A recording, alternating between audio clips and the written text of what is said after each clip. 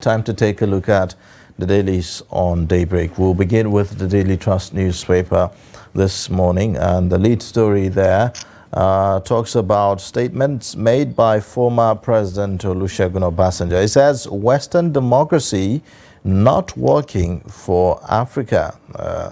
There he said there are writers to that story. Nigerians gradually losing faith, says Atiku, that's a former vice president, to Olusegun Obasanjo. No trust between leaders and followers, Fayemi. Politicians' attitude, the problem, Lamido. You have ex-president lacks moral ground to pontificate on democracy. That's according to Sislak. Now, for all the details of that story, you'd find it on page 4 of the Daily Trust newspaper. The next story above the lead story, Sanwo-Olu under fire over 118 million naira vegetables, Tinubu's portrait on page 26. 110 million Nigerian children at risk of climate change, according to UNICEF. You also have on page 6, why Niger withdrew MNJTF troops from border with Nigeria. You'll find that also on page 6. Other stories below the pictorial, reps go after 83 MDAs over 184 billion naira COVID-19 fund mismanagement. You also have furore over vacancies, appointments of federal permanent secretaries. Plot to remove me targeted at Konkoso's vision, says Kano governor. Subsidy removal. FG records over 1 trillion naira monthly revenue inflow. So these are the main stories on the front page of Daily Trust cover page. Government considers new MPC members as uncertainty and rocks the economy. This is the major story on the Guardian newspaper this morning. We have a picture of Yemi Cardoso and talking about the inflation rate now at 27.33%. We have the food inflation at 31.5%. Exchange rate in black market 1,130 naira per dollar. The interest rate we have about 18.75%. Besides that, we're seeing Nigeria loses 1.4 trillion naira yearly to contract scams and institute firms. You find this on page 3. The federal government earns 1 trillion naira monthly from subsidy removal, says the minister. $100 trillion of global GDP may be lost to antimicrobial resistance by 2050. The protesters storm PDP secretariat and demand the resignation of NWC members. 65-year-old landlord bags life imprisonment for sexual assault. Beyond the euphoria of the P&ID court case verdict. I mean, if you want to hear more of that, you can find that on the Guardian newspaper. And we have Why Democracy is Not Working for Africa by Obasanjo. Now, these are some of the stories that you can find on the Guardian newspaper today. All right. On this day newspaper, the lead story it says, Falana, it's dangerous for judiciary to sanction 165,000 voters for electoral officers' mistakes. All right, so you also have above that, Buhari, I did my best, not sure if expected results were achieved. Okay, so above the masthead also you have in Berlin, Tinubu pushes for investment in Nigeria's power, rail, transport sectors, tells investors highly skilled Nigerians are country's greatest assets. So these are the main stories. They also have Obasanjo, Western-style democracy not working in Africa. These are the main stories on this day. All right, let's take a look at the Vanguard newspaper this morning. Unease in financial markets as CBN's MPC meeting fails to hold. This is the major story on the Vanguard newspaper there. There's a pictorial where there's Compact with Africa Economy Summit with the President of Nigeria, Bola Ahmed Tinubu, and some other presidents. Below the pictorial, we have democracy has failed in Africa, according to Obasanjo. Subsidy removal, the federal government records over 1 trillion naira monthly revenue, according to Edun. It is time for political reforms, says the Labour Party. 4 days after, appeal court yet to release CTC of Kano judgment. That's according to NNPP. In sports, we have why we are stuck with Pesero, the NFF member confesses. Now, these are some of the stories. All right, below the page there we have banks income tax rises 132% to 311 billion naira in 9 months. APC snatch, grab and run agenda inimical to democracy, according to Atiku. The economic recovery editors confirm urges the federal government to reduce deafening anxiety among Nigerians. Tinubu to German investors says Nigeria has ingredients to become modern economy. And these are some of the stories on the Vanguard newspaper this morning. All right, on the Punch newspaper this morning, the lead story has the story that says reps probe 447 billion naira COVID-19 spending, summon 83 MDAs. You have the writers, lawmakers allege mismanagement of funds from 2020 to 2022, demand accountability. Panel plans 6-day grilling of MDAs, chief accountant, finance and procurement officers. Above the masthead, Obasanjo's deputy joins governorship race, plans campaign. Any suspends World Bank's arbitration on OPL 245 dispute. Presidency fumes, tackles Obasanjo over democracy comment. You also have below the pictorial there, Tinubu woos G20 investors, FAC meets over multiple taxation. Oshun CJ, court workers protest, assembly list scenes. BRT users lament shortage of buses, long queues.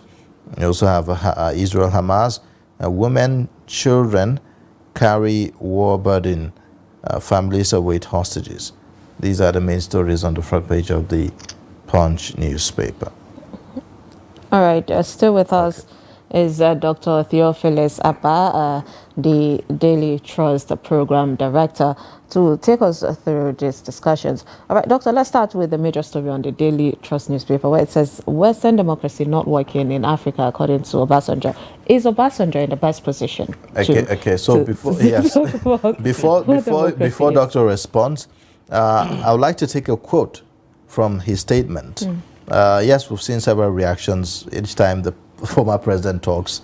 Civil society groups, other politicians will say, well, he has lost, he has no moral grounds to make any statement that regards democracy in Nigeria and so on. But there's a quote here I'd like to quote. He says, for those who defined, that's talking about democracy now, for those who define it as the rule of majority, should the minority be ignored, neglected, and excluded? So he talks about how the current democracy that we practice is not representative of the entirety of the people of Nigeria. So, okay, I want to start by saying that Obasanjo has done a lot of work. I talk about the development of Africa, not just Nigeria, because I think the reference there is not even Nigeria, it's Africa.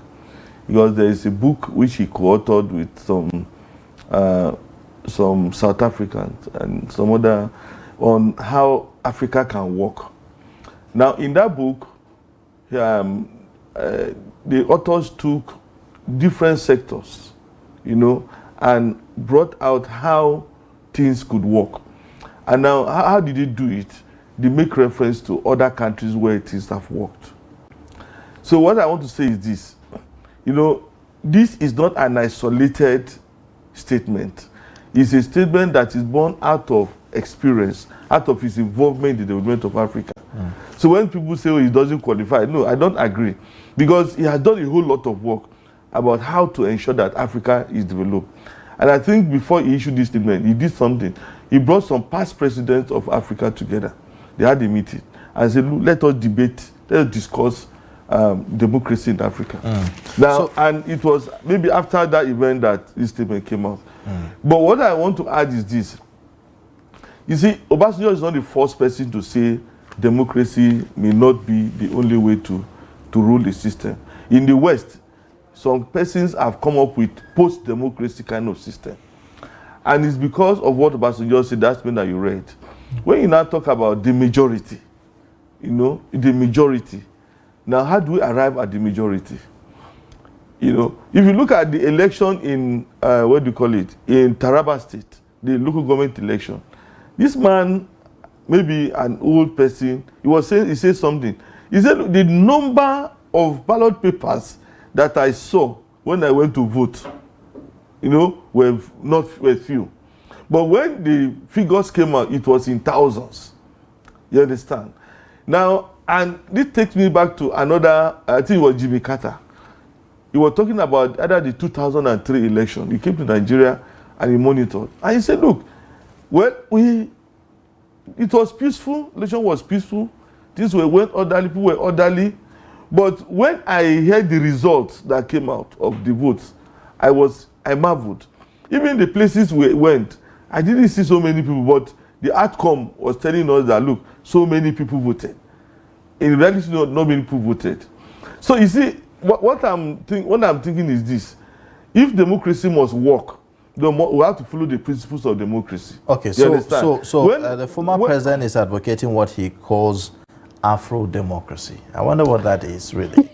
Well, you see, that's really Africa. You can talk about Afro-democracy because the democracy in China is actually different from the democracy in US. The way democracy is practiced even in the UK is different from how it is practiced in Nigeria. In the UK, you have a monarchy, and it's there. Then, or you have the parliament, you know, and the prime minister is elected from among the parliament. You understand? So you see people who are lawmakers who are also ministers. That's how they do. In China, China is a democracy, but there's communism in their democracy. The communist party that runs China. Now, even the economic system is different from the Western economic system, but then they are achieving results. If you go to Scandinavian countries, they have their own system.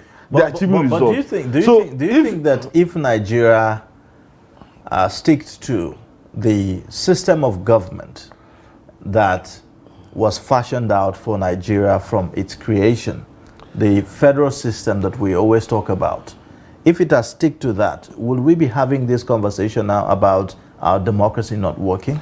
No, you see, it is the abuse of the system that is leading to what we are having now. For instance, an old man in a village is seeing through that there's fraud in an election.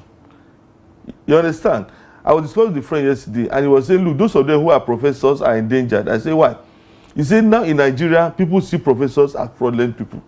Because you conducted an election did not go in line with the rules of the game, you went and declared the results. So what I'm feeling is this. I don't know the content of what Obasanjo is proposing, but I'm thinking that there's a need for us to take a look at how leaders emerge. You know, because you know somebody is corrupt, you know somebody is a fraudster, somebody is not win an election, but he becomes whatsoever. He becomes a parliamentarian, so is it becomes with the a process governor. Now, is it the with process the process matters, because if you don't have the structure of governance, which one are we? In the process, if the process is faulty, you know, then the people who occupy those positions will not deliver the goods. Because if you have fraudulent people taking positions, it means that they cannot change. It is that fraud that will be perpetuated in the system. So I am feeling that if there is another way, you see, at the local level, maybe community level, people know those who are credible. If they want to appoint somebody to do some church work, for instance, in the church, you want to appoint somebody to hold and not to be chairman of a committee, they know the person who is credible. We say, look, this person is the one that will chair it. If you go to, villages, you want somebody that will entrust money to. The old women know that, it is Mama so-and-so, Mama Theophilus, who is credible. Yeah, he's the one that will hold our money. Now, you see, by the time we have a system that will say, okay, we know those who are credible, we give them responsibilities. Then we'll now have a system that can work well for us. But you see, when we say, okay, democracy is out there, it's abstract. And so anybody who gets the highest numbers gets the position. Okay, I don't agree to that. Speaking on the highest number, Doctor, one of the things he pointed out is the fact that there is majority tribes are the one thriving. We're talking about the Hausa, Fulani, the Yoruba, and the Igbo. And even when you go to, let me use Kogi State as an example, where you'd see the Igbira and the Igala going at each other saying, okay, we are the majority and then we are this, so we should produce the governor and all that. There are other tribes in Kogi besides these two tribes. Yeah. So these people are neglected. And I think that's one of the things the former president Obasanjo was trying to point out. So how do we resolve this particular issue? There must inclusivity. There must be inclusivity. And that is very important. You see, I did something as an undergraduate. You know, when we're graduating, we're 400 level and we're leaving. And we're going to elect officials that will lead Kogi State Students Union in the school. And, you know, I became, because I was a 400 level, I was an elder.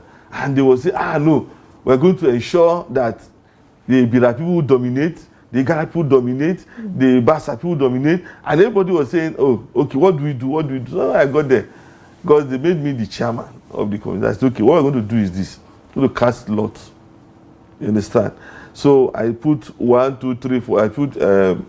I put president, secretary, national secretary, secretary, PRO, what do you call it? Treasurer and all those things.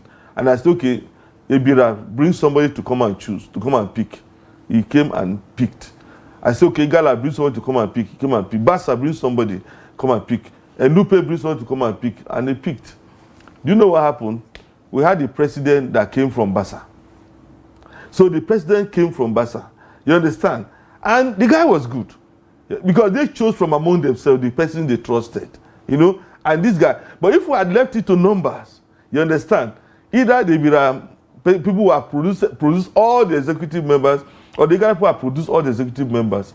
So you see, I think there had to be a kind of rethinking of how things are done.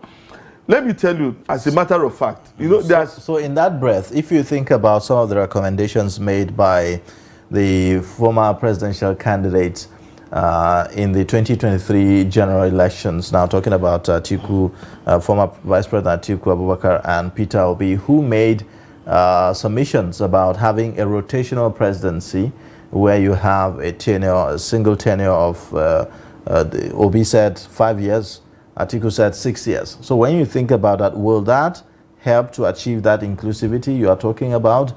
And will it be more representative of, you know, the people of Nigeria, as it were? Well, I think rotational presidency is good, but it's born out of this idea that, oh, if it is my turn, I can steal. So wait for your own turn. I don't know. There's that mentality that comes with it.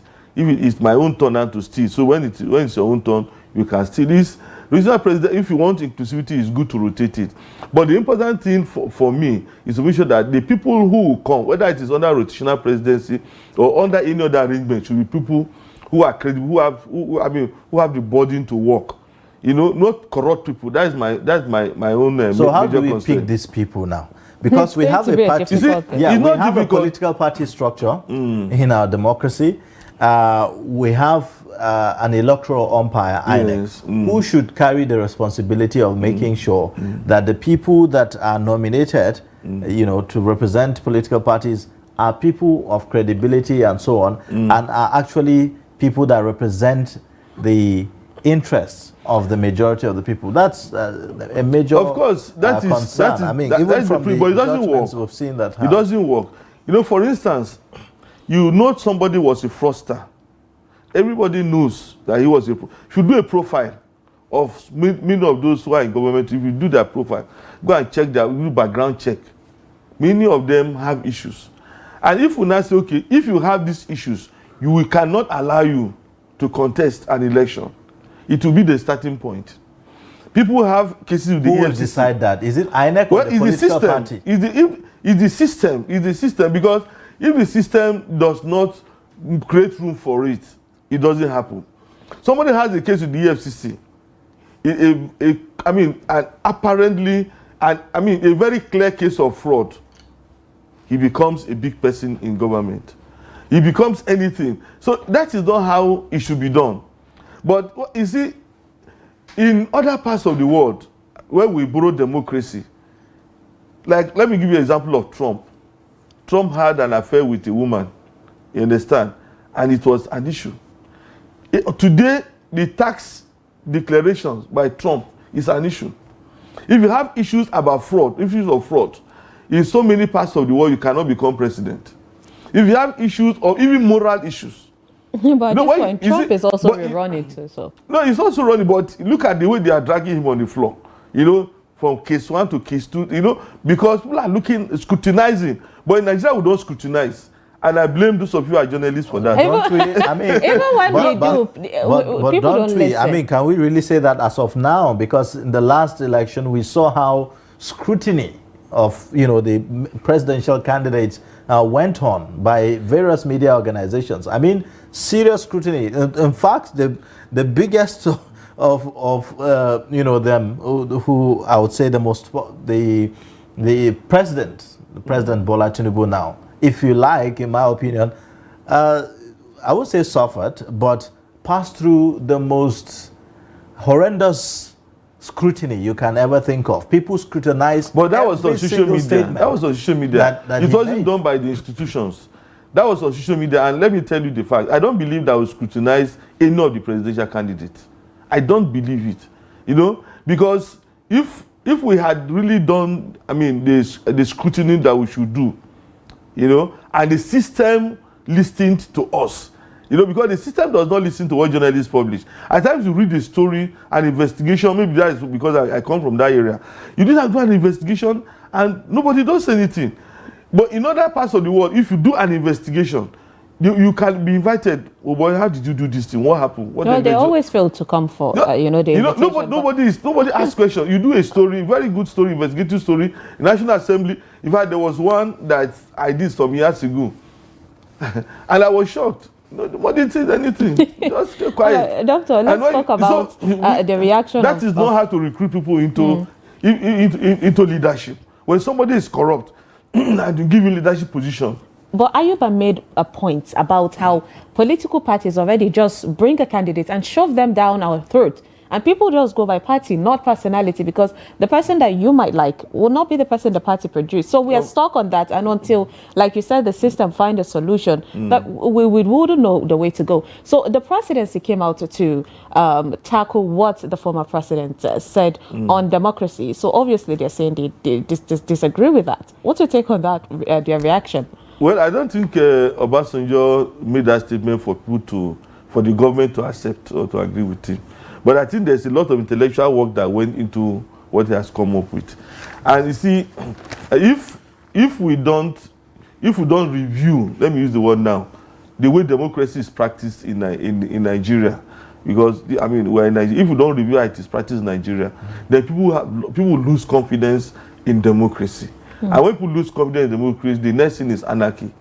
Because if somebody did not win an election and you declare him winner, you know, and everybody knows. You see, that is what I don't. Everybody knows that this election was not won by this person. So this statement by the former president Olusegun Obasanjo was actually a speech given during the Ogun State capital, talking about high-level consultation on rethinking Western liberal democracy for Africa. Yeah, so it's more of a consultation meeting where you have several experts and stakeholders come together to think of African heads of state, former heads of state came together on how to do that. But closely linked to this story is another story where we are seeing reactions by Femi Falana, SAN, reacting to the recent Court of Appeal judgment, this time around with respect to Kano State, where he said it's dangerous for judiciary to sanction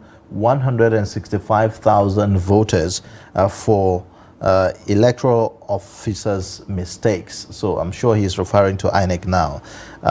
We recall that in the appeal court judgment of Kano State, about 165,000 votes were deducted from the total votes of the NNPP governorship candidate who eventually became the winner on the account that the votes, the ballot papers were not signed, by INEC and so on. And, yesterday we engaged a legal practitioner here where we're trying to see whose fault really, who do we blame for that? Is it INEC or is it the political parties? Were the ballot papers fabricated?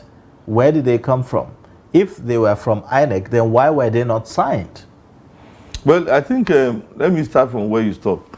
You see, when the appeal court, the tribunal stated that there were 165,000 ballot papers that were not signed or stamped in Kano. And it went to NNPP. Well, the first thing I expected the INEC to do was to do an investigation and come up with a report. Now, there are two layers of verification that is done. First of all, you present yourself, present your voter's card, is that not? Then you are captured on IREF, on Beavers. Now, if you are saying that 165,000 voters, ballot papers were not stamped, where did that happen? And what has Beavers to say?